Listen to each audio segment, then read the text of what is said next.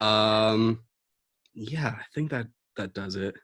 I'm Okay, obviously not cool. professional here, so I mean, I don't know Dude, no worries. I don't know what the fuck I'm doing here. Same. So, okay, are you ready? Yes. Okay, cool. So I'm gonna do this like stupid fucking opening spiel, and then we'll just get into it. I'm so down. All right. All right.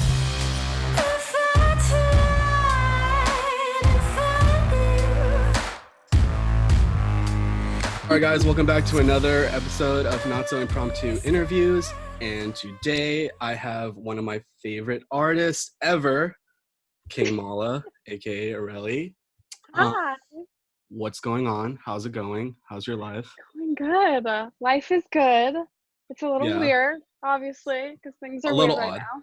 A little A little odd, a odd. little, Yeah. yeah, just a little out of place. No big deal, Yeah. just a pandemic going on. Yeah, just like my general bubble of my Mhm. life is great and things are okay. And then but I am aware that the outer bubble is on fire. You know what I'm Yeah, saying? So I'm just like, this is this is fine. fine.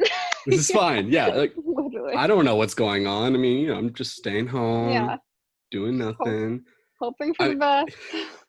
you've been busy though. Like I'm gonna admit to it. I think you've been one of the most busy artists that I know personally.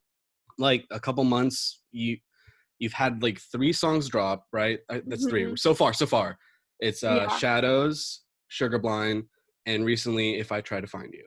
Yes, Yeah. it's true. Okay, so eventually after this interview drops, if I can get my bullshit together, you'll eventually have a new song out, Yes, Homebody, I'm right? so Okay. excited. Yeah, so I mean, in general, just releasing music is super exciting, right? Like Yeah, you've worked definitely. so long on songs, and sometimes you just hate the song by the time it's released, but you're excited that other people are going to hear it. Yeah, And totally. usually bands drop singles like leading up to an EP drop, or they'll like Hmm. drop it because they don't really have anything else going on in terms of like shows or anything like that. So since obviously we're in a pandemic and there's no live Hmm. shows, did the initial plans of dropping these songs change because we aren't doing anything, or was it always like it's going to happen this many times throughout this time span? Yeah, I mean, I started writing these songs in like, I want to say like December of last year, Mm-hmm. and started working with the producer that I'm working with now. And so we started writing music and we started like really working on these set of songs in January of 2020. And I knew I wanted to release them like this year. And Mm-hmm. then I was sort of planning it and like working out all the details, and a lot of stuff was like happening at the same time. Like I was talking to like my future manager and my future label, and like a lot of things were kind of like forming, and then the pandemic hit, and it didn't really like push the releases because they weren't necessarily ready yet anyways. Like we were still waiting for certain things to Mm-hmm. happen. But I was definitely very aware because when it first hit, like everyone was like, okay, then we're not releasing music until this is over. Like it doesn't make sense. Mm-hmm. And then slowly, I think the world started to realize that like things aren't going back to normal. Like this is just like the new normal. And so Right. people started Yeah. to release music again and sort of like work with the new normal. And Right. so I was kind of always just planning on releasing things anyway. Like I really didn't want to let any of this stop me from releasing music. I feel like this is honestly a pretty good time to release music despite Yeah. everything, just because like people are so bored, and like artists, like all we have now is the way we connect with people online, and like by releasing music and by doing stuff, online and having content. So I kind of just took the opportunity to like make it happen. I Right. also have a lot more time now to work on stuff and to write and to like be in the studio and to plan these releases, like now that I'm not, you know like out working all day somewhere and then trying to play shows at the same time and trying to like have a social life and work out and like Right. eat food at some point in the day. Like it's now a lot more manageable, so I've just been focusing on like creating content in this time. Mm-hmm. So I don't know, it's definitely like weird, but it didn't, like I didn't push anything. I kind of was just like, well, this is how it's going to be, so we should just go for it anyway. So taking advantage of the fact that like everything else that we like kind of focus on normal life, like socializing with people, Mhm. work, like going out of the house for work and doing things that you don't want to do. Like, I don't know, some people are glad that the gyms were closed because it made them want to like work out from home, but like if they Yeah. were at the gym they would have to go to the gym, and that was like a whole thing. So I know like some Mhm. people are like really pissed off that this is happening, and some people are like, no, this is like good for me personally because now I can like focus on Yeah. all these things. And I know with the songs you dropped, you also dropped 2 music videos, but one was right before pandemic, right? Or it just started, Yeah. right? Yeah. So I Yeah, I know, yeah. just started. Yeah. It Um, was oh no, no, yeah. It was Sugarblind that just released, right? yes, yeah. Yeah. I And then dropped her, yeah. Hurricane a while ago, but yeah, I Right. did like film and drop Sugarblind in the pandemic. Like the whole Right. crew was wearing masks and stuff like that, which the crew was 3 Right. people. It wasn't like a real crew, So but how was that? How was filming and then dropping a music video during this time where like people are supposed to be like social distance, or if they're working together, like yeah. they have to be like kind of separated? Yeah, it was interesting because we definitely like got it was later in the quarantine, like it wasn't super fresh. So I Mm-hmm. definitely like I spent like a couple months not seeing a single person and making sure like it was me and Drew obviously who lives with Right. me and Mm-hmm. my producer and I decided to like quarantine together so we were seeing each other every day and just didn't see other people like I was the only Right. artist he Right. was Right. working with at the Mm-hmm. time. And then it was a couple months of that, and we all got tested, and the people filming got tested, and we made sure to like be really safe about it. And even on that day, like everyone was wearing masks. It was only me, the director, the camera person, and my producer came as well, just to like PA and kind of help out. And and so it was just us, and everyone was wearing masks, and it was very like social distanced and like Right. working Right. with the circumstances we had. And even like what we were able to shoot was very dependent on like what we were able to do realistically without getting in trouble. So we just filmed like Right. all the shots of me eating cake on the street are just like on my street outside, and we filmed those Mm-hmm. quickly and like there was no one around. And then the rest of it was in my kitchen. So it was like all very contained. So it's just, and generally because I'm a DIY artist, that's the budget I have, and it ends up being Right. just a really contained thing anyway. But it ended up working out, and like, you know, I can really only do things in a pretty contained way. So it wasn't too hard to work with like the quarantine um Skeleton crew. boundaries. Yeah, Yeah. yeah, like I Yeah. have to have a skeleton crew anyway. I don't have that much money to pay like a full crew. Honestly though, but like just speaking on both music videos at the same time, I really do love how they both came out, and I'm also a huge fan of trying to not do the most extravagant things in music Yeah, videos, like almost just using things that are at like an easy access, so to speak. So it's like you just rely on like cool camera angles and just like totally. where you live. Yeah, like I really just like doing simplicity but making it look more than just simplistic shots. Yeah, Yeah. I And agree. I totally yeah, agree. I was gonna, I think you basically just asked this question, but was it more of an idea of taking an artistic direction of doing a stripped down video, or was it like, well, I want to do this big thing, but I only have this much money and this many people to work with and this much stuff to have? So was it Yeah. that like going in where you just more like it's gonna look like this, or was it like I want it to look like that, but I can only do this? Yeah, I mean, for this one, when we were planning the Sugar Boy music video, we were really inspired by everyone creating like bigger artists were creating like DIY feeling videos at the time Mm-hmm. because they were in quarantine and they could only really do things by themselves. So everyone's videos were very like DIY, Yeah. like 90s camcorder-esque feeling stuff. And we really Mm-hmm. liked that. And I really like that vibe. I also don't really like big production music videos. I don't think music videos are like the place to spend like $50,000. Like it's kind of ridiculous for the most part, unless you're a huge artist. Like Right. DIY videos and just being creative and using what you have, like you were saying, like it looks really cool and it's really authentic. Yeah. And like that is my kitchen, and that was like my cats in it, my fucking streets in it, like that was in my house. Like I feel like I like letting people into like my brain and my space like that when I create like videos and stuff like that. Mm-hmm. So I really like, as much as like that's really all I have at my disposal, I also like that more than anything else. Anyway, I don't think I would spend a bunch of money on a music video even if I had it. Honestly. Was both Hurricane and Sugarblind both filmed like in your house, like your bathtub? Because both of them had bathtubs in it. They So, did both have. I have a thing for bathtubs. I don't know why. well, so I wanted to bring that up. I don't want to bring this fact out of nowhere, but when we were confirming this interview, we both randomly found out we were both Geminis. Which I'm with it. I think Geminis are the best thing in the world. Low but key, dude.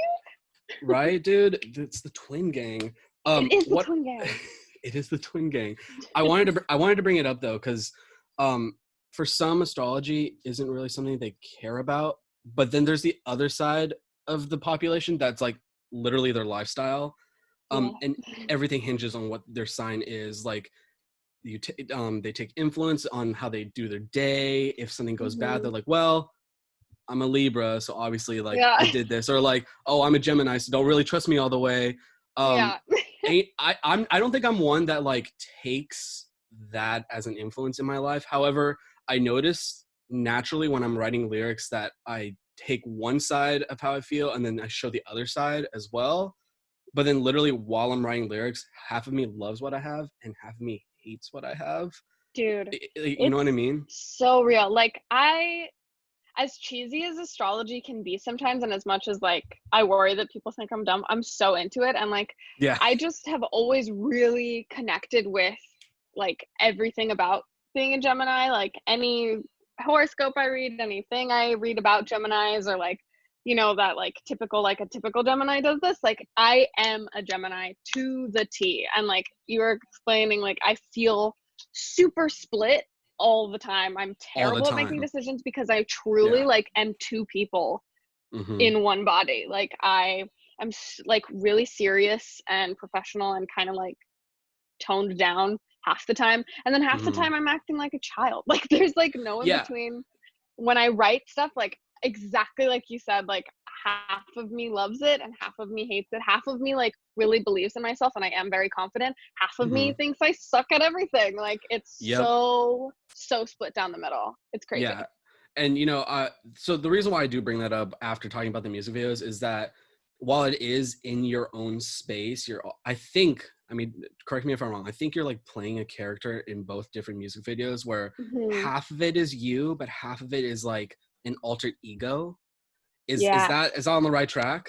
Yeah. Okay. I definitely, that's something that I noticed like was kind of accidentally a theme throughout all of my music and the things that I make. Like I sort of love playing with this idea of like duality and having an alter ego and like fighting your darker tendencies or leaning into your darker tendencies and fighting that like need to be a perfectionist. Like with Sugarblind, it was like sort of like an animalistic personality versus like a controlled personality. And like Sugarblind, the whole song is just about like wanting someone really bad and like not being able to fight that urge and like being impulsive.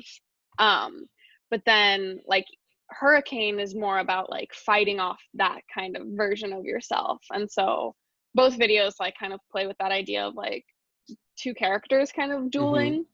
And even like my whole EP coming up, which I don't know if this is a spoiler. I don't know. I'm like dropping spoilers all the time, but the name of the EP is actually Gemini because of like all of those themes throughout everything. So I'm so happy we're talking about this. Really? It's a good time to drop the name. Yeah, because literally, like I've had that name for months because I was like, I know, because like the whole EP, literally, like every song is a different person, and it feels like it's two. Like it feels like the two versions of myself created the EP, if that makes sense. Which is like such bullshit as I say it. No. Sounds like that, but like it really like feels like half of the songs are like I'm a bad bitch, like no one can mess with me, no feelings, and then half of it is like I am small and inconsequential and afraid. And so I wanted to have like a name and a theme that like kind of encapsulated that vibe of like the two sides of yourself. And then I was like, hello, it's the twin gang. But like Was that always the plan, to have it be like a showing of two sides, two people, two personalities, and eventually call it Gemini? Or was it more like it eventually seemed like the right way to go? I honestly, like, it just kind of accidentally happened. Like, I had the Okay. EP, I didn't know what I wanted to name it. Mm-hmm. I was playing around with the name like coin, or like having like two sides of one thing. Yeah, yeah, yeah. Um, and then I kind of, because I just like was listening to the EP all the time and trying to decipher like the theme throughout it all, Mm-hmm. and it just like really felt like yin and yang, like two opposites the whole time. And so I just decided to call it Gemini because I am a Gemini and I'm hella Gemini. Like, I have a Gemini Gemini gang. tattoo in my ear. Oh. And some people are like, oh, is that like the Roman numeral number 2? And it's like, no, bitch. Gemini gang. Gemini gang. And two Gemini is my gang. lucky number. So I feel like Well, there you go. it all just It all connects. comes full circle. It does. So, It's like, it's like the one thing I did want to, like, I don't, maybe this is me just like pouring out my overthoughts on watching the 2 music videos, because I had to make sure I knew what I was talking about with you. But was it like, so, obviously you're working on a budget, but you're working at home, but then you're also changing how your home looks in both music videos. Is that another thing that you kind of wanted to like show people, is that, hey, this is where I live, but also this is how I'm changing my place? yeah, no, exactly. Oh, hi, Drew. You want to pop in? Drew's going to rehearsal. Hi, Drew. He says bye. Bye. But Yeah. but yeah, I actually like, so I'm like obsessed with my apartment and like decorating it and showing my whole like life and things, and As I one like put a should. lot of, yes, and I put a lot of like thought and effort into creating a space that like feels really good for me, because I am just like a ball of nerves as a Yes. person. And so I like, it's very important to me to like feel good in my space, and I really like using my space as a like, you know, as a creative inspiration for certain things. Like, I knew Totally. I wanted to Totally. do like a bathtub thing for Hurricane, and we ended up doing it again for Sugarblind, which I was really down with. But it was really just like showing kind of my inner like thoughts, like as much as I could in a video. And my inner Totally. thoughts are just like, I want to be at my house, and this is my house, and like I'm at home doing these things. I'm like going through everything like in this space. So it feels important to like show it in certain capacities and like take advantage of it. I also have like a really dope kitchen, so I really wanted to film something in there at some point. Oh, So obviously. Yeah, because I was going to say the music video is really sticky. Sugarblind, it's really yeah. sticky. And Lord maybe Jesus. I'm like, again, overthinking everything, but also like the song itself is like sticky itself, Hmm. both in like how it like the chorus is really catchy, and then the one thing I wanted to touch on in it is the bass line is Dude. like, dude, do you know like when people, I don't know, maybe it's just a musician like slang, but like when people say that it sticks, like Yeah. that bass line is sticky. Yes. You're the bass player in King Mala, well, King Mala Hmm. as the project. Yeah. I mean, was that going into the song, you're like, yo, I want a bass line that just sticks, and then that came out? Yeah, I mean, I am obsessed with bass lines, obviously. Like, for me, like, not only as a listener, but like as a musician, like a strong bass line is so important and really Mm-hmm. changes the feeling of songs for me. Like, I am super, super like bass focused and everything. And my producer actually like wrote the bass line and brought it to me, because he's just like always writing tracks and random little riffs and Sure. things like that. And he'll show it to me and be like, is this something you're interested in? Is this something you're interested in? Do you want to work on this? So he showed me that bass line, and that's all he had at the time. And it was so like, I don't know, it just like captured me right away and reminded me of like everything I love about like alt rock and everything I love Mm-hmm. about sort of like the grungier side of my music taste, if that makes sense. And Yeah. so I definitely like wanted to write about it. And the bass line kind of inspired the whole theme of the song in general, because Yeah. it I was reminded gonna me so get to much of that. that like messy, like intense kind of like crazy alt rock thing that was happening. Like when I was in high Mm, school, that's what I used to listen to, is like right. Black Keys, Arctic Monkeys, Alabama The Shakes, that like classics. the classics alt Yeah. rock, 2010s alt rock. And so it reminded me so much of that. So I wanted to write a song that like captured that vibe. But yeah, I the don't bass know if line anyone definitely. brought it up to you, and I don't know if I'm I don't know if I'm gonna say something stupid. The bass line really reminded me of Tame Impala. Um, People say what it was that all the song? time. If I know less, or the more you know, the The less I less I know. The know, less I the know, yeah, better. the less I Yeah. know. Yeah, yeah. I because the first time I heard it when you dropped it, I was like, why do I have this like nostalgic feeling while listening to it? Yeah. And then randomly I was like on TikTok, and do you know Casey Free or Casey Fry or whatever his name Yeah. is? Yeah, okay. So his video, that famous video of him where he's like dancing, popped up, Hmm. but it was like with that song from Tame Impala. I was like, wait a Yeah. second. And then I like hit me, and I know. listened to it back. I'm like, was this a reference? Like, is it a reference call out to like that kind of music, or at least like It's definitely inspiration from like a them? reference to that era. Yeah. And at the time, I think we were listening to a lot of like Cage the Elephant Okay. and Radiohead and Muse and just everything from that era, and Tame Impala, of course. Right. And I don't think they had come out with their new record yet. But when I first started showing it to people, like a couple of my friends who I grew up with Hmm. mentioned Tame Impala, and I was like, oh shit, like you're totally right. It totally reminds me of it. And I think it was kind of by accident, but it definitely like I'm sure is influenced by it subconsciously for sure, because that's definitely something I used to listen to and my producer used Hmm. to listen to all the time. So The I am song, not mad. yeah. No, no, I didn't mean it in any I way love that it. would be like, oh, like Yeah. you ripped off Tame Impala. No, I love when like No. bands like, I love when it accidentally It's so hard happens. not to. Like Yeah. you like you're influenced by things, you know? Like I hate when people are like, "Oh, they're just ripping off blah blah blah." It's like everyone has influences and you can hear people's influences in whatever music they're making and you can pretend that you're coming up with a brand new idea, but for the most part like everyone is just a sum of their influences. So I'm always like Yeah. very flattered when people are like, oh, this is very Amy Winehouse, or oh, this is very Billie Eilish. And I'm like, yeah, they're fucking awesome. And I do like them. I'm not mad about being compared to people Dude, ever. you brought me to like this like idea that I wanted to touch on, because Hmm. while it feels like I've known you for a long time, I really haven't. I think Yeah. it's been a year and a half. I think it's been a year and a half. Hmm. Um, but okay, so I'm gonna get like a trip down memory lane of all the times I remember King Mala. But Yeah. okay, so I've been in my local music scene for what seems like my whole life. Hmm. Um, but I remember there was one day there was a show that my friends were playing, and I couldn't go to it. I like had work, and I was really bummed about it. And I knew everyone on the lineup except for Hmm. one band, and it was you guys.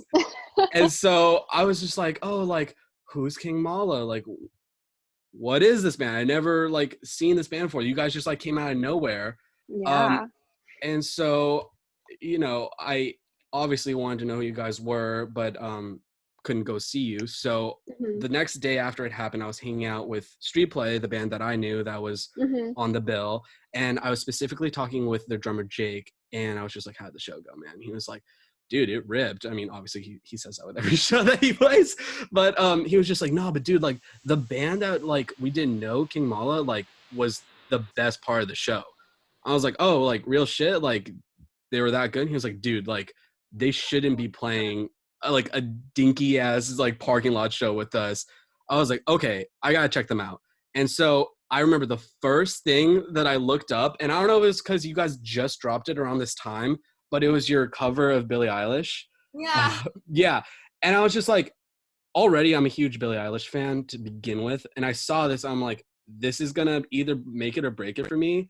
Hmm. Because Billie Eilish, especially right there when it was like what was it last year, I think it was, or something like that, like she just blew up. So Yeah. everyone was like trying to be her or cover her. So I was like, okay, this band just like ruins this, like it's over. I mean, at least at that like first I know. moment. No, I was very aware going in that that's how people would feel. So. Right. And so like I listened to it and I was like, all right, fuck, like they're good. God damn it. Like it pissed me off so much that it was like that good. And then immediately I was like, I gotta know this band. And I think it was like at that moment, I followed you guys. I like stalked everything that was about your page, and I like made sure I knew who you guys were. And I think the next time I saw you guys on a bill, I like went, I made sure I like called out of work and all that to see you guys. And then that's when I like introduced myself to you guys. Yeah. I think it was like there and then, yeah. So the reason why I bring this all up is because I just want to know, like, how did you guys get involved with this music scene? It's so interesting to like think about I how know. people get into these things just randomly. I know, it's so Yeah. bizarre because like I am not from here. None Mhm. of my band is from here, so it was like definitely I was kind of like looking for a scene to play because like I'd been playing sort of like the LA venues that all bands start out playing that are always just like, you know, kind of ripping bands off, not to like call out anyone by name, but there are No, so many yeah. in LA Mhm. that just like prey on young artists that don't understand how the scene works yet and just like try and get as much money out of them as possible. And it's really shitty. And I had so many experiences where I had to learn like, oh, I shouldn't be playing these kinds of venues. Like I want to play a scene where like people are actually passionate about the music. And Mhm. I think, I'm not sure if you know Patrick, but Patrick engineers Street Plays music. Yeah, I eventually found that out. Yeah. Yeah, and so Patrick was throwing that show and asked me to be on the bill, and I was really excited and had zero expectations because I had no idea that that this scene even existed. And Mhm. that was like the coolest show I had ever played at that point. Like it was Yeah. so, and it got shut down because we were I in a remember. the cops showed up. But it was fucking amazing, and people were like so genuinely into my music, which I'd never experienced before. Like I was just playing bars where people were like so uninterested and like not there to see me and didn't care about what we were doing. And we Mhm. played this show with Street Play and with Jailbird, and they were just like so pumped on it, and everyone afterwards was so cool and everyone was so into it and like there for it. And I felt like everyone in the crowd was someone I would have been friends with like growing up, and they were all like dressed so cool and everyone like talked to me afterwards and it was super dope. And I was just like really obsessed with it right off the bat. And then after that, like I think Leather Tongues or Street Play asked us to play a show with them, and from there it just kind of like spiraled into us playing in the scene more often. And every show we played with these like groups of bands and with you and with everyone, like it was always the dopest shit. And you can, and like even though I was super new to it, like I could tell right away that it was a very strong community and that everyone was like genuinely passionate about music and passionate about Mhm. supporting their friends and supporting the scene. And it like I had never experienced that before. Like I was not in any kind of music scene growing up. I was Mhm. homeschooled and kind of dorky, and I just wrote sad songs on my piano and I performed them at coffee. Classic. So Classic. I did not like ever experienced that before, so I felt like I was finally getting like to see what a scene was like. And so I was very obsessed with it and like tried to set up as many shows with everyone as I could, and I'm still so Mhm. obsessed with all of you guys, and I can't wait to start playing shows again so I can play with you guys and stuff like that. But It's honestly a bummer that like it feels like everyone was getting their shit together for this year. Like the first 2 months of 2020, I don't even think we had that many shows going on in our scene at least. And then all of a sudden, like March hit, and I remember people were like announcing shows, and they just got yeah, canceled. there were Yeah, so many shows in March, so many. I yeah, think it was like 4 like in your guys' scene in particular that I was going to be a part of. Like yeah. and I remember you were playing with Without Words on yeah, one show. Yeah, there was. Yeah, it was just like, of course, this is happening right now. I'm Yeah, so happy we played Juice Fest before everything hit though, because I that remember. Yeah, I couldn't get a ticket to that, and Tula was like, we "Oh, you got should come." it sold out so fucking fast. I've never Yeah, played a show that sold out that fast. I was like, yeah. Tula's a good promoter. I got to give it to her on that one. Shout out to Juice Fest. Shout out to Tula Juice. If anyone oh, is watching this, knows her. yes, killed it. What were you guys doing before you joined or like got initiated into the scene? Were you just playing any random shows that you were either hit up to play, or did you just randomly go to like free mics or anything like that, open mics? I mean, before I'm trying to remember honestly. I do have Because it's been so long now. a lot of now, but I do Yeah. have friends that are also in bands. So we were playing stuff with them. Like I don't know if you know Forever Emeralds. Um, Yes. we were playing Yes. stuff like kind of in their scene and with them, and then um, yeah, just kind of like playing random shows that I was getting hit up to play on Instagram. Some of them were awesome. Some of them were Hmm. extremely whack. And like, it's kind of just the like gamble of it, which always like low key stresses me out because I'm like, this show will either be amazing or like ruin my week. And I don't know until I'm there, and I don't know until I'm on stage and about to play, like how it's going to be. But yeah, like when you're a DIY artist, like you kind of, as much as like you can try to avoid it, like you're going to play to an empty room at some point in your career, you're going to play to a crowd that doesn't like you at some point in your career, and you kind of just have to like learn how to take that and just move on and like use it as a learning experience and not let it get to you. But it's really hard too. So I was definitely like kind of like flailing around being like, who is gonna like me, who even cares, like who wants. And I had no music out either, so I like didn't have fans or anything to like buy tickets to my show. So it was just like me begging my friends to give me a chance. You brought up something that I didn't want to bring up, but I'm going to bring it up anyways because it's a funny story to me now. Yeah. But finally, when I got to book you, I was so excited. It was like one of the first time I was like actually excited to like see a band, because I had only ever booked my friends beforehand for shows. And then finally I got to book a band that I was like genuinely like excited to work with for the first time. Yeah. And then I don't know, I'm sure you remember it, but of course we get to the fucking venue. And you said DIY, you never know what's going to happen. The motherfucker who owns the venue was like, we don't have a mic stand. Oh, I remember that. We don't have a fucking mic stand. Oh, and so I'm looking around like, what do you mean you don't have a fucking mic stand? And so I'm looking at everyone. I'm just like, what the fuck do we do? And so like, I remember there were some people like, oh, let's like make a makeshift mic stand. I'm like, no, bitch, we're not doing that. No. And then you, the saint of the show, until it started going up in flames, literally. It was crazy. You were like, I'll go back home to Echo Park and get my mic stand. And I was like, Jesus Christ. I mean, thank you, I love you. But like that show, I usually bring a mic stand just in case, because you never know. And I so I can't not have a mic stand. Like I need a mic stand. Right. I usually bring one, and like most of the time I was like, oh, it's fine. Like every venue has a mic stand, like clearly. Clearly you think. No. As a DIY, as a DIY artist, as a DIY booker, you always have to expect the worst. Yeah. But in that moment, I was like, the most basic fucking thing a venue could have, and they don't. I was like, the show's over at this point. Like, it was just a sign that it wasn't gonna go on. And then you were like, I'll go get the mic stand. I'm like, Jesus Christ! Like, I'm forever in your debt because of that. Aw, that's so sweet, dude. I felt so bad that whole show. I was just like, because we were the first. I think we were the openers, and we were using like certain equipment, and we were just like, holy shit! Like, if we don't get this as quickly as possible, like every band has to play late. So we were like, really, really rushing to get stuff, but it worked out. It worked out. I mean, it was what it was. It's just, I never thought it would come down to a band had to drive, what was it, like 20 minutes or something like that? We were in downtown, like we were in Scumbuck downtown. I know. And you had to drive back. I was so embarrassed, first of all, that like one of my bands had to go get one. But I bring it up because I'm really thankful that you guys did that. And so this is me publicly putting it out there. I fucked up and King Mueller saved the show. So if anyone didn't know. Should have been I think that show I also like didn't read the like specifics and didn't bring cymbal stands, and we had to like borrow cymbal stands from someone.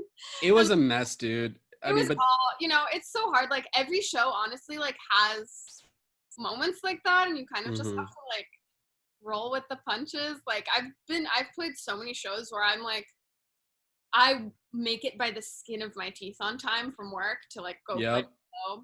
Or I show up and I don't have the right equipment, or like I'm missing the power cord for my pedal board. Like there's certain times where you just like gotta make it work, and like you just pray that everything works out and you get to play the show, and then when you're playing it's good. So like it's so many like variables, and it's so like stressful. Yeah. Well, dude, I like really respect you and everything you do. First of all, I respect you because you saved my show that one time. Obviously that puts you on a pedestal for me. But I mean, when I first got to like talk to you, I remember you were saying, oh yeah, like I'm from El Paso and I moved out here specifically for music. And, of course I support that. I'm a musician myself and I support local music. But in the back of my head, I'm like, holy shit, you moved out here for music? Like from El Paso to like Los Angeles. I'm like, dude, that's ballsy as fuck. Go. Like I have always had this mentality, and I think it's like my parents kind of have the same mentality and the same kind of like mantra for life, where it's just like say yes and then figure it out later. And I like like that. you want something, like just say yes and then figure it out. Like I couldn't afford the college I was going to. I couldn't like afford to live in LA. My parents couldn't afford to help me. Like but I was just like, I'm just gonna say yes and then figure it out. And I ended up Fuck. scholarships, getting a job, getting certain things, and just like working it out. You know, and like there's so many times where like I feel like if I was a more logical person, I would have like not done it. But I truly am such a big like proponent of just doing it and then figuring Mm-hmm. it out, instead of like trying to figure out every little detail of like how it's gonna work and then saying yes. Like sometimes you have to just like jump off a ledge and like hope you brought a parachute. And like No, I like that. That's a good that's a good mindset to like go through life, especially now, and yeah, especially the job occupation we choose to do with music. It's just like, how can you plan for anything?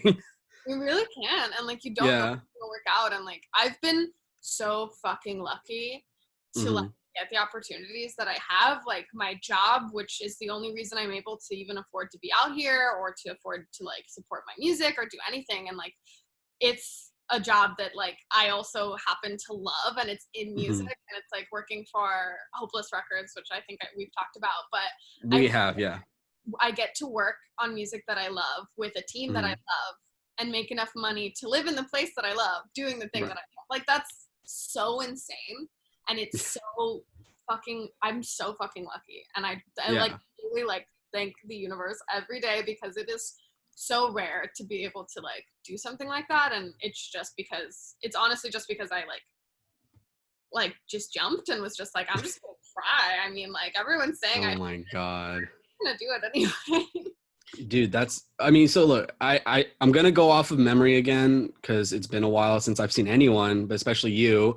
I think when we first talked and we were trying to like figure each other out, you said you moved from El Paso to LA and then you started at Musicians Institute. Is that what you did?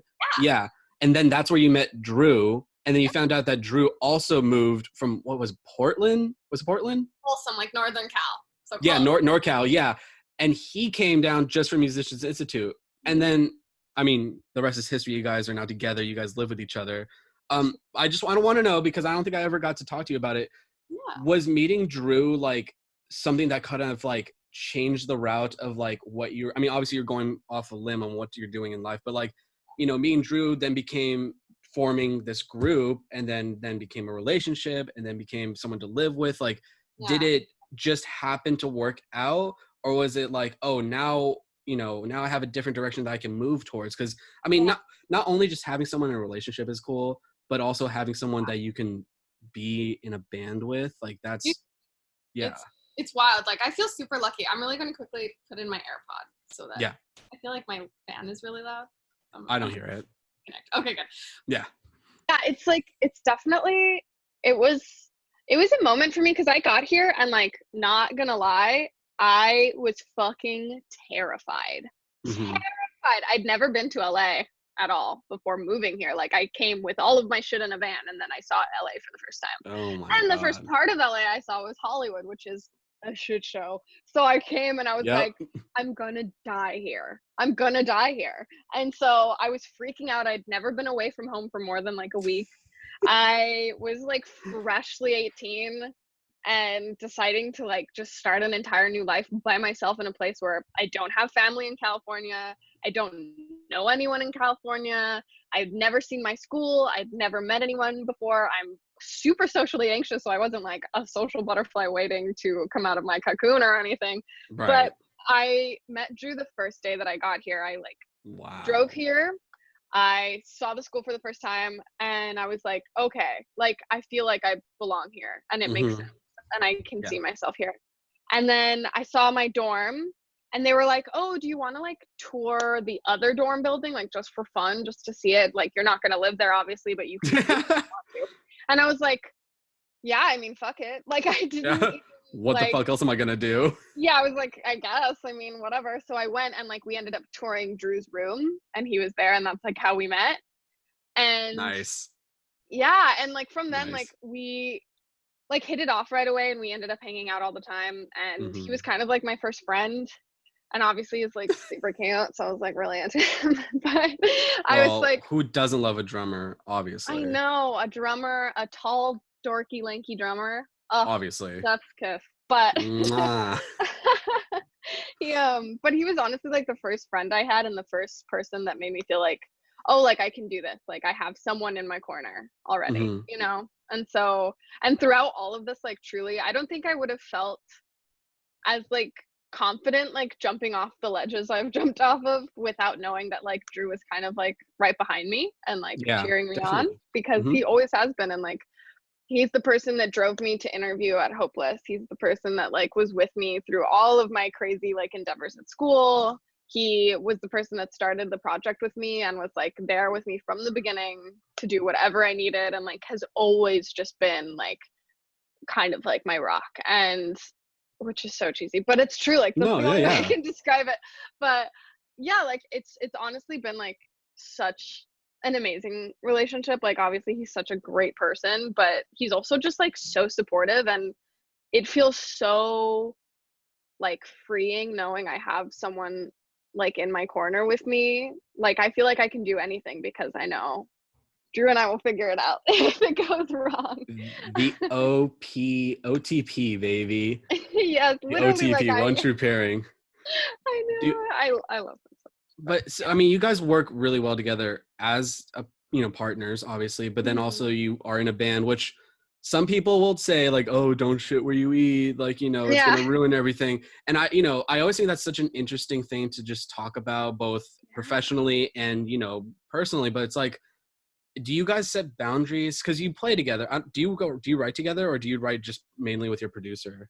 I mainly write with my producer. We've definitely written before, and it's like also really cool, and I like writing with Mm-hmm. him. I don't know if we necessarily set boundaries. I'm very like, I don't like acting like a couple in public. Like I'm not very into PDA. We've been Mm-hmm. together for 4 years at this point, so I'm definitely more comfortable than I was like in the past. But Of course, yeah. I wanted, it was super important to me to be known as like an individual and not be known as like one half of a couple, and like be Mm-hmm. my own person and not be like Drew's girlfriend, like I wanted to Right. be my own person and for him to be his own person. And so it was really important to me for us to like treat each other as equals and not like as two halves of one thing. Mm-hmm.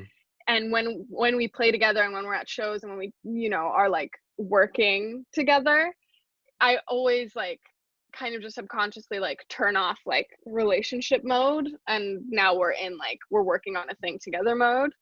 Okay. And it's not necessarily like, oh, don't like hold my hand in public, but it's just like Mm-hmm. we're here to do this thing, and like that's what we're focusing on. And like at shows, like I'm sure you've seen me just like I'm like running around talking to a million people, and Drew's Yes. chilling out in the back, and he's just like, you go do that, I'm gonna Right. take down the drums. And like it's just like we're always in it together, but we're also very like independent. And so like not necessarily boundaries, but we're just like both very independent when it comes to like working on stuff like that.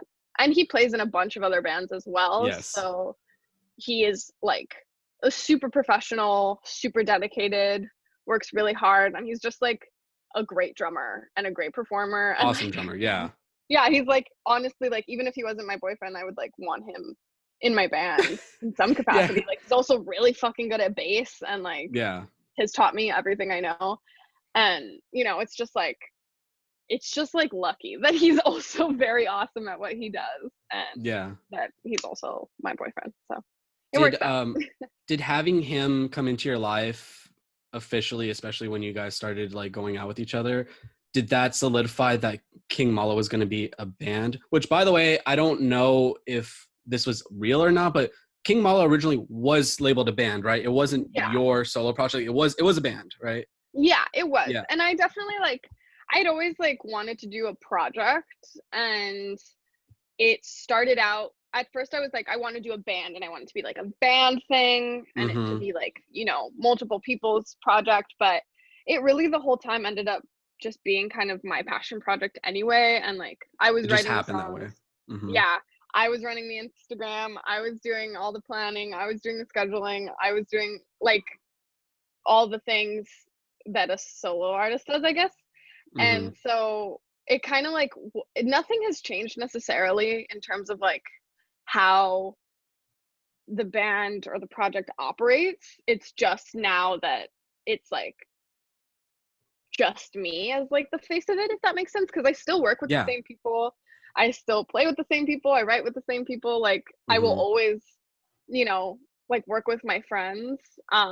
But it really is like at the end of the day my baby, so it makes sense for it to be like me, and then no one else has to like worry about being like the face of a project that they don't really have any control over, if that makes sense. Yeah. Um, Do you feel there's a change in how the writing process has gone, or just how like promotion has gone? Like being now you are King Mala, like yeah. anytime someone refers to King Mala, it's just Rel. Like, do you feel there's a difference now in how people take you as an artist, like versus like how people take you as a band? You know what I Yeah. mean? Like, yeah. I mean, I have not really noticed a difference in terms of like how people treat the band. Like I still feel like so much support from like your scene and everyone like in the SoCal scene and stuff like that, in the same way as like I felt when we were a band and it was more of a band project. Mm-hmm. The only difference now, honestly, is that I feel more connected to it than ever. Like I feel like I can be more authentic and like more open about what I'm Mm-hmm. doing and like what the process is and like my personality. Like I feel like I can really let my personality shine online and like through the project, because Mm-hmm. now that it's just me, like I can just be myself and like focus on like creating sort of like an environment that makes sense for me, and like not necessarily worry about like representing multiple people, but it's just like now I just feel like I can just be myself and being King Yeah. Mala and like focus on it and grow it and just like share more of what it's like, what the inner workings of it are. So if anything, like I feel like more open than ever now that it's just like a solo project. Mm-hmm. But it's still me and my boys, so you'll see us same as ever, like on stage doing our thing. I bring this up because Hmm. I was talking with another person who also works at a record label, and he was bringing up the fact that like maybe not just his record label, he works for Pure Noise, by the way, but Okay. just like record labels in general are looking more for solo artists, because these days it's easier to work with, it's easier to promote. People Yeah. tend to like vibe towards solo artists. Like you see these solo artists like Black Bear, Hmm. Laney, I Hmm. can name 1,000 of them. And then, Yeah. now we have the uprise of like emo rap. And I remember you were talking to me because Hopeless Records is starting to like look at that genre now. And since you do work for Hopeless Records, I wanted to ask, does working with a record label get you more of an insight of like where to go with your career? Like did you find out that, oh, like if I label myself as like a solo artist, not to say that this was the reason why, but Yeah. like if I label myself as a solo artist, like record labels will notice me more because this is what they're looking for, and I know this because I work with them. Or like, oh, I Yeah. have to play this kind of music because I know the industry is looking for this kind of music now. Like, does it help you along the way working with a record label, especially Hopeless Records? Yeah. I mean, it's interesting because like my genre and the music that I make is very different than what Hopeless represents and what Mm-hmm. the kind of like artists that are on Hopeless. So it's always Sure. been like nice to be able to separate it and Mm-hmm. not be like, you know, like intertwining like my personal project with like my work, because I am like Yeah. very passionate about like being really good at my job and being really like a great employee for Hopeless. Yeah, of But it course. has like it's just like taught me a lot about the industry. And as far as like being a solo artist and like deciding like what kind of music I wanted to make, I honestly just it's almost like the opposite. Like I felt like I needed to be a band and I felt like I needed to do this kind of music and I felt like I needed to sound a certain way. And when I became a solo artist and when I started like writing with my producer and like making music that like felt more like what I wanted, Mm-hmm. it ended up being more of what the industry, I guess, is looking for now, but it was really more of what I wanted anyway, and like what Okay. made more sense for me and what was like more authentic for me. And it just like kind of worked out. And so it wasn't like necessarily like a premeditated decision. It just kind of like happened that way and became more of like me, if that makes sense. And I started Yeah, kind of totally. just listening to my instincts, and then that sort of led in that direction. But as far as like how Hopeless affects like my personal project, it honestly just like it's made me smarter at marketing and social media. It's made me smarter when it comes to like how to treat people in the industry, and like really like it's taught me more than ever, like if you're nice and you're easy to work with and you work with people that are nice and that work hard and are easy to work with, like you will get so much more done than if you're a hard ass or if you're kind of a dick. Like And I've it's just, noticed this too. yeah, Yeah.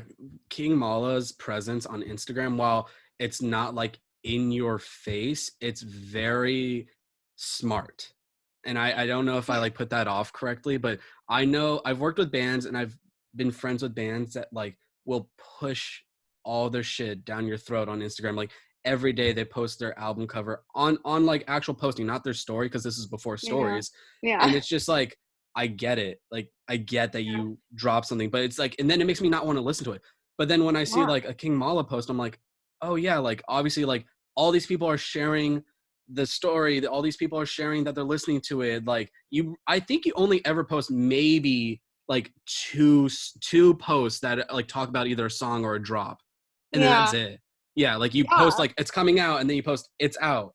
Whereas some people are yeah, like every day, like it's coming 1, 2, 3, 4, 5. I mean, some people do that every yeah, day. You know yeah, what I mean? It's like I think what I've learned from watching you guys, taking in what I need to know. It's like it's really smart how you guys really keep it contained, but also build a hype on it.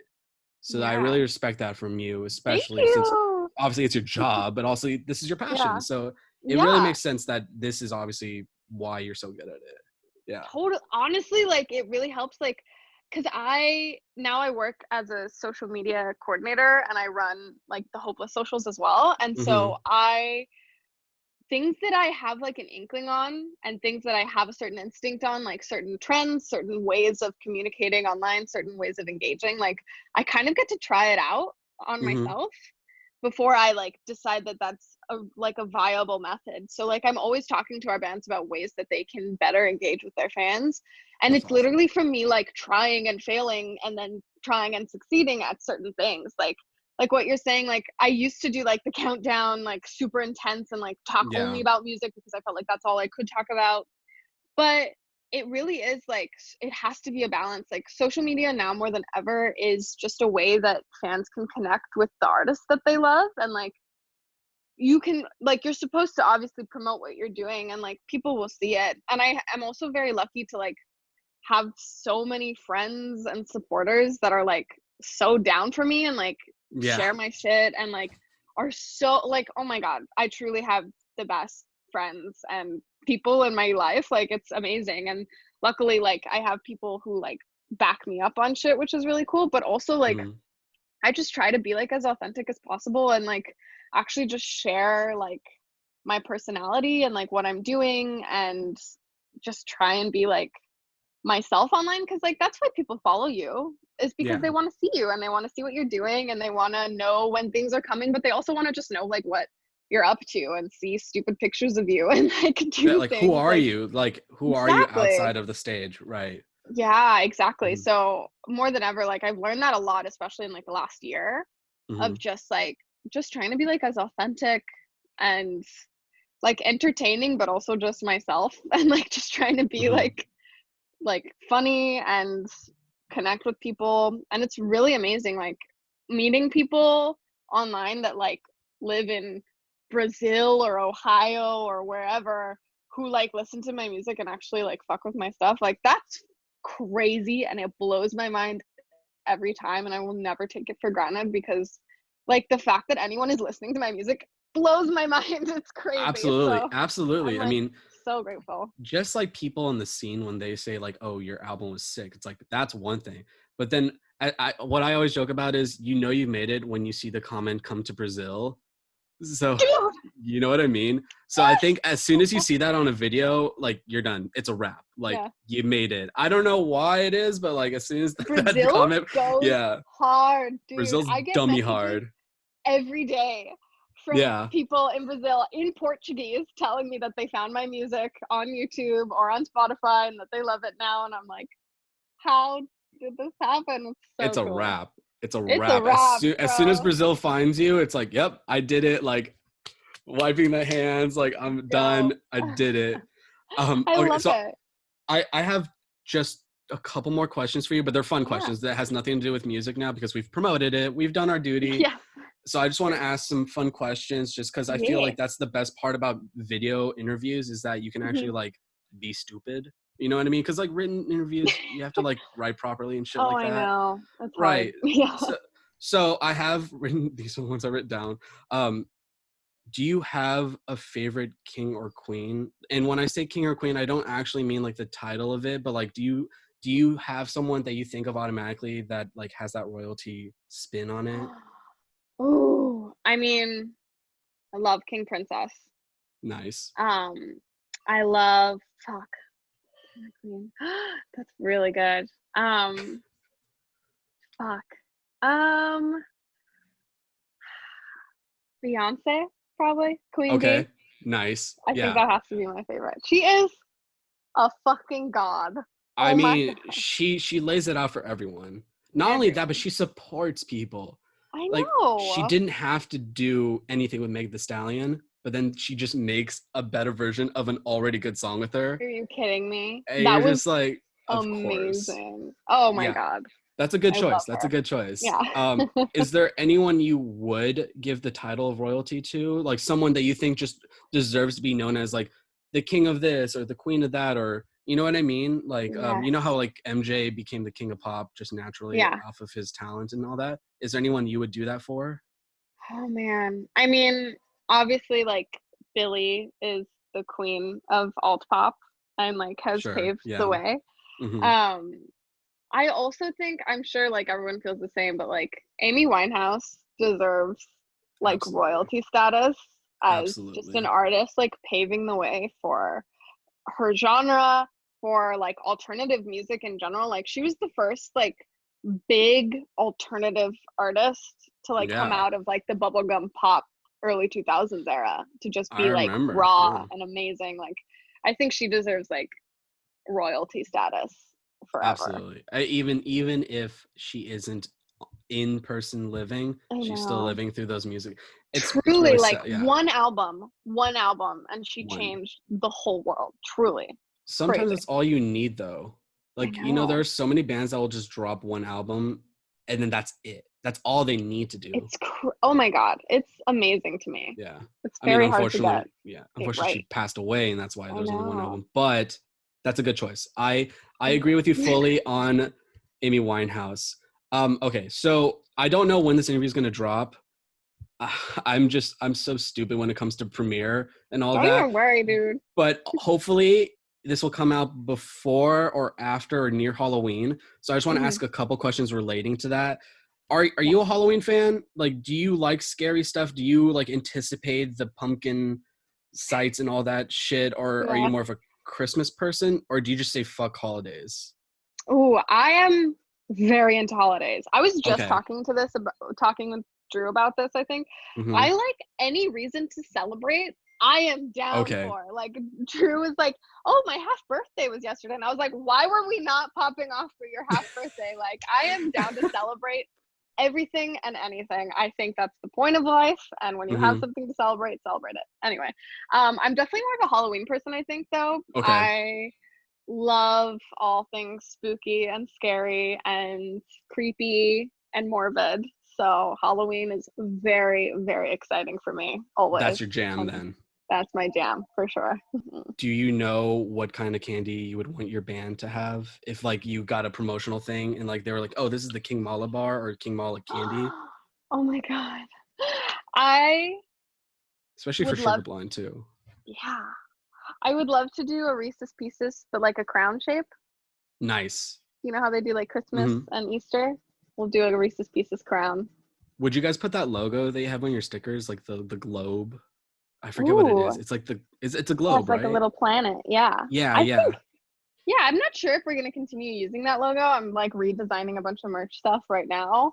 Um, Ooh, but oh, I'm so excited, dude. It's going to be, I think girl, I'm you going to gotta wait until after the EP. So probably in the new year, we'll have like merch and things. But, solid. um, but yeah, I do love that globe. So I think we'll we'll have it in there at some point. But yeah, I love the little globe as well. Drew that So, actually. oh, I didn't even know that. Oh, Yeah. he's a graphic designer, right? Yeah. Yeah. Okay. Yeah. Okay. Here's the last question, and I kind of saved this one because I think it's really interesting in how you put yourself out as an artist. I know you are super like supportive of the LGBT community and sorry, LGBTQ plus community. Want to make sure I Mhm. get that right. Also, I know the whole title of King Mala is like a duality of like, you know, you don't want to be someone's queen. And I remember you said Mala was like Spanish slang for like bad bitch. Yes. Yeah. Yep. So, you know, with it being Halloween themed questions, is there an idea for a costume you would have if someone wanted to go as like King Mala? Like, would it be you? Would it be a character that you've like put in a music video? Would it be album Mm, artwork that you have like, I know there's Hurricane that has like the woman yeah. on it. Yeah. Is there anything that you have an idea of that someone would like want to do? Because, you know, like there's like bands like My Chemical Romance that people go Yeah. all out for. Slipknot, they True. have their masks and stuff. Mhm. Like, what's a King Mala costume? Oh, that's such a good question. I honestly, I feel like I if King Mala was a costume, it would be like probably my go-to looks. So Okay. I feel like it would be a black turtleneck because that is, if I was a cartoon character, she'd be in a black turtleneck. Um, I think some big old combat boots because that's what I wear every day, what I wear to the Solid. shows. A mandatory base. And then probably like some like big like cargo pants, like almost like Kim Possible style, but Ooh. super Okay. super into that. So like a military bass playing Okay. lady with big thick eyeliner. That's my Okay. shit. Like kind of drag queen status, like very exaggerated. Yes, I love. Oh my god! At every show, I always do like eyeliner out to my eyebrows. Yeah, I remember that. Yeah. That's my go-to. So then, is it kind of like playing off of like the masculine feminine that you would want for like a King Mala costume? Totally. I definitely Mhm. like. I have always like really played around with like androgyny and like going between being like hyper feminine to like sort of like balancing like more masculine energy. I I'm like very much like both very feminine and very much like a tomboy at the same time. Like Mhm. I go between like my like full cut, half shaven head, only wearing my boots and big t-shirts and big pants like vibe to like super hyper feminine like stuff. Like that's what I'm kind of into now. So I definitely like always want to encourage women and like femme people to not be afraid to like play around with gender roles, and men too. Like I think Mhm. gender roles are fucking stupid, and like if you want to wear makeup and like paint your nails and do your hair and like do all the things, like you should be able to. And if you don't want to do those things, you should not have to, Right. so I love like the idea of doing, again, like it's just like a duality kind of thing of like you can be either side of the spectrum on everything, and like that should be okay for everyone. So I definitely like want that to be the like vibe of King Mala, of just like you can just be whatever you want as long as you're a bad You. bitch in your mind and you are being your baddest self, like you're doing I think that's a solid way to end this. I think that really like honestly though, like I really think you like hit it on the nail of like what King Mala should be known as outside of music, especially because it's it. important to have your own identity when putting yourself out to like a fan base. So Yeah, I think that's really solid of you to put out there. Is thank there you, anything you appreciate want it. to put out there? Is there anything you want to promote? I know your EP's coming out. I know Homebody hopefully will Yes. be out either before or after this interview comes out. Yes. I mean, I am really like, I am so fucking excited for Homebody. It's my favorite song on the EP That's saying a right lot too. now. I do love them all, but Homebody is like my shit. And everyone that's heard it so far, like all of my friends, it's their favorite on the EP too. And like, it's just like, it's my little baby and I love it. And I'm so excited for people to hear it. So, Homebody, October 28th. If it's out, please listen to it. It's for everybody. It's for me. It's for like everyone that has ever experienced like social anxiety and like the like feeling of being afraid of people, because I generally am, and just trying to like make it work. So Hashtag relatable all the way, dude. I Everyone am should know fucking that there for feeling. it. Yeah. Well, sick. Well, thank you for taking the time to talk to me for Thank an hour and a you. half. This I was know it so was like a fun. long interview, but I really Dude, wanted it to was make sure, like, amazing. It yeah, went by so I wanted to fast. make sure we talked about stuff that like is outside of music as well.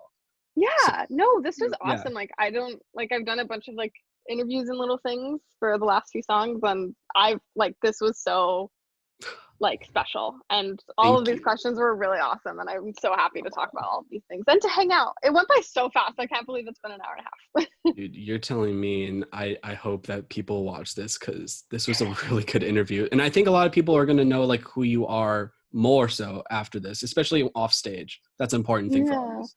Yeah, that makes me so happy, and I'm always happy to like, share more of myself Yeah. online. Well, I appreciate you so much. So thank Yeah, you. I appreciate you. This was so fun. Yes.